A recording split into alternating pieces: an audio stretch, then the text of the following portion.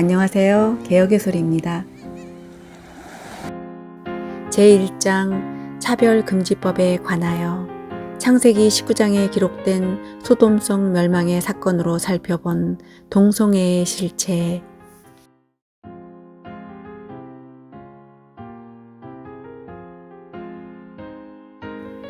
창세기 11장 31절로 32절 말씀에 데라가 그 아들 아브람과 하란의 아들 그 손자 롯과 그 자부 아브람의 아내 사레를 데리고 갈대아 우르에서 떠나 가나안 땅으로 가고자 하더니 하란에 이르러 거기 거하였으며 라고 기록되어 있습니다. 이 말씀에서 아브람의 아버지인 데라가 하란에서 죽게 되었습니다. 그러자 하나님께서는 아브람을 부르셨습니다. 하나님이 아브람을 이때 부르신 것은 아버지 데라와의 동행을 허락하지 않으셨기 때문입니다. 창세기 11장은 이처럼 데라의 죽음으로 막을 내립니다. 그리고 이어서 12장부터는 하나님께서 데라의 아들인 아브람에게 말씀하심으로 시작됩니다. 1절에 여호와께서 아브람에게 이르시되 너는 너의 본토 친척 아비집을 떠나 내가 네게 지시할 땅으로 가라 라고 말씀하십니다. 믿음장으로 알려진 히브리서 11장 8절에서는 아브라함에 대해서 기록하고 있는데 그 말씀은 믿음으로 아브라함은 부르심을 받았을 때 순종하여 장래 기업으로 받을 땅에 나갈새 갈 바를 알지 못하고 나갔으며 라고 기록하고 있습니다. 이는 아브라함의 믿음에 대해서 말하고 있는 것이며 아브라함은 이 말씀처럼 갈 바를 알지 못하고 하나님을 믿는 믿음으로 나아갔다는 것입니다. 이처럼 성경에서 믿음의 발걸음을 처음으로 행한 사람은 바로 아브라함입니다. 그러기에 아브라함을 가리켜 믿음의 조상이라고 일컫는 것입니다. 이에 대해서 창세기 12장 2절로 3절 말씀에 내가 너로 큰 민족을 이루고 내게 복을 주어 내 이름을 창대케 하리니 너는 복의 근원이 될지라. 너를 축복하는 자에게는 내가 복을 내리고 너를 저주하는 자에게는 내가 저주하리니 땅의 모든 족속이 너를 인하여 복을 얻을 것이니라 하신지라 라고 기록되어 있습니다. 3절 후반부에 땅의 모든 족속이 너를 인하여 복을 얻을 것이니라 라고 기록되어 있는데 이 말씀에서 알 수 있듯이 아브라함은 복의 근원이 되는 것입니다. 원래 복의 근원은 하나님이신데 그 복이 아브라함을 통해서 세상에 주어진다는 의미입니다. 그러므로 아브라함은 복의 근원이라고 말하기보다는 복의 통로라고 말하는 것이 더 합당한 것입니다. 누군가의 이름을 짓는다는 것은 그가 그의 주인이라는 것입니다. 동물들의 이름을 원래는 주인이신 하나님께서 지으신 게 마땅하지만 하나님께서는 그 권위를 첫사람 아담에게 허락해 주셨습니다. 그래서 아담이 동물의 이름을 짓게 된 것입니다.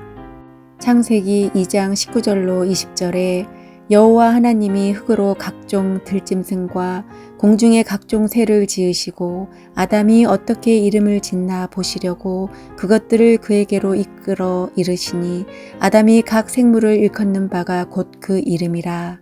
아담이 모든 육축과 공중의 새와 들의 모든 짐승에게 이름을 주니라 라고 기록되어 있습니다. 아브라함이 하나님의 말씀을 따라 행할 때 그의 조카 롯도 함께 동행하였습니다. 창세기 13장 5절로 6절 말씀에 아브라함의 일행 롯도 양과 소와 장막이 있으므로 그 땅이 그들의 동고함을 용납치 못하였으니 곧 그들의 소유가 많아서 동고할 수 없었음이라 라고 기록되어 있습니다.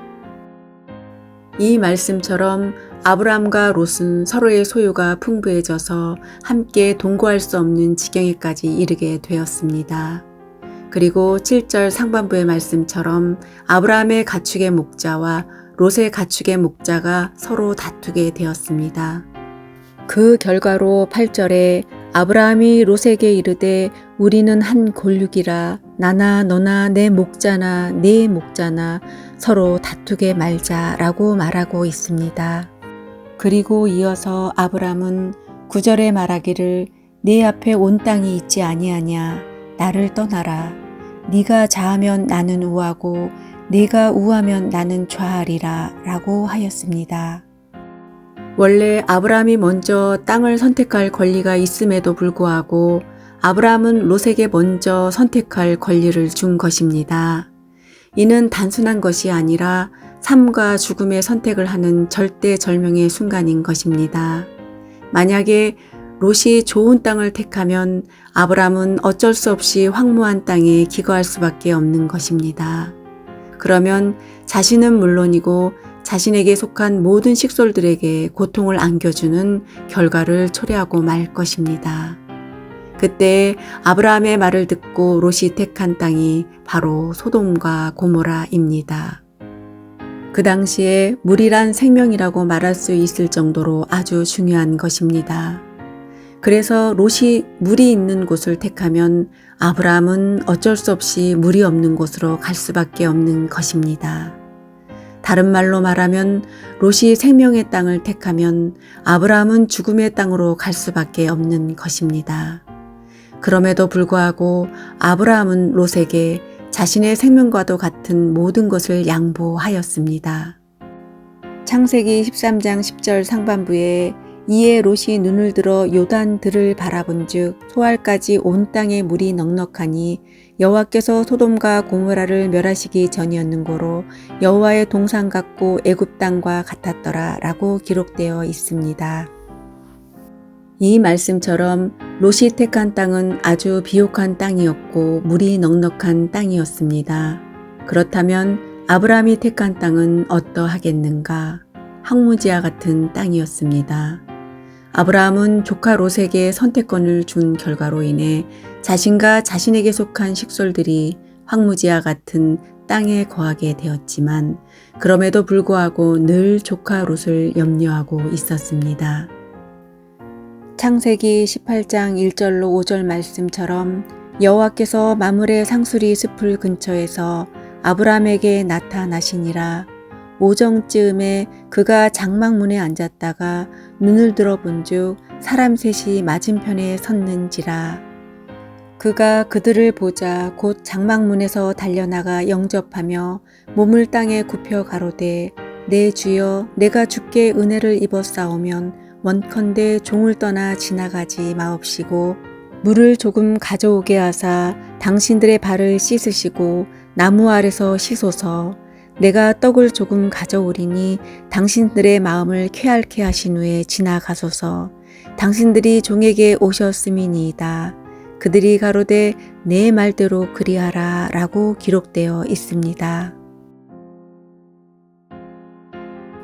이 말씀에서 아브라함은 장막문에 앉아 있다가 사람 셋이 맞은편에 서 있는 것을 보게 되었습니다. 그러자 그들에게 달려가 영접하며 몸을 땅에 굽히고 그들을 대접하기를 원했습니다. 이에 아브라함의 대접을 극진히 받은 그들은 사라에게 아들이 있을 것을 약속해 주시고 창세기 18장 16절에 기록된 말씀처럼 그 사람들이 거기서 일어나서 소돔으로 향하고 아브라함은 그들을 전송하러 함께 나가게 되었습니다. 그러자 그들은 아브라함에게 창세기 18장 17절의 말씀처럼 여호와께서 가라사대 나의 하려는 것을 아브라함에게 숨기겠느냐라고 말씀하셨습니다. 그리고 그들이 말하기를 창세기 18장 20절로 21절의 말씀처럼 여호와께서 또 가라사대 소돔과 고모라에 대한 부르짖음이 크고 그 죄악이 심히 중하니 내가 이제 내려가서 그 모든 행한 것이 과연 내게 들린 부르짖음과 같은지 그렇지 않은지 내가 보고 알려하노라 라고 합니다. 그리고 이어서 22절의 말씀처럼 그 사람들이 거기서 떠나 소돔으로 향하여 가고 아브라함은 여호와 앞에 그대로 서 있게 되었습니다. 아브라함은 그들을 통해서 소돔과 고모라에 대한 충격적인 소식을 듣고 그 자리에 그대로 서 있게 되었습니다. 그리고 아브라함은 23절 말씀에 하나님께 간청하기를 주께서 의인을 악인과 함께 멸하러 하시나이까 라고 부르짖습니다. 이 부르짖음 속에는 조카 롯에 대한 책임감과 더불어 그들의 멸망을 어떻게든지 막아보려고 하는 몸부림이 담겨져 있습니다. 하지만 그러한 몸부림이 아무리 처절할지라도 하나님의 계획하심은 결코 바꿀 수가 없는 것입니다. 작금의 한국교회는 금식기도나 철야기도나 갖가지 인간적인 몸부림이 하늘문을 연다거나 하나님의 마음을 감동시킨다는 헛된 망발을 일삼고 있습니다. 하지만 하나님은 하나님이시기에 자신이 계획하신 바를 그대로 행하시는 것이지 그 행하심을 어느 누구도 막아서거나 항변할 수 없는 것입니다. 하지만 하나님의 계획하심을 인간의 노력 여하에 따라서 바꿀 수 있다는 것이 지금 한국 교회에 팽배해져 있는 것입니다. 전적으로 타락한 인간이 하나님의 절대 주권 앞에 맞서는 것입니다. 또한 전적으로 타락한 인간은 하나님의 절대 주권 앞에 단 한마디도 내뱉을 수 없는 것입니다. 인간은 하나님의 행하심에 왜? 라는 물음표를 결코 찍을 수가 없습니다. 그냥 하나님의 행하심에 왠지 모를 느낌표만 찍을 뿐입니다.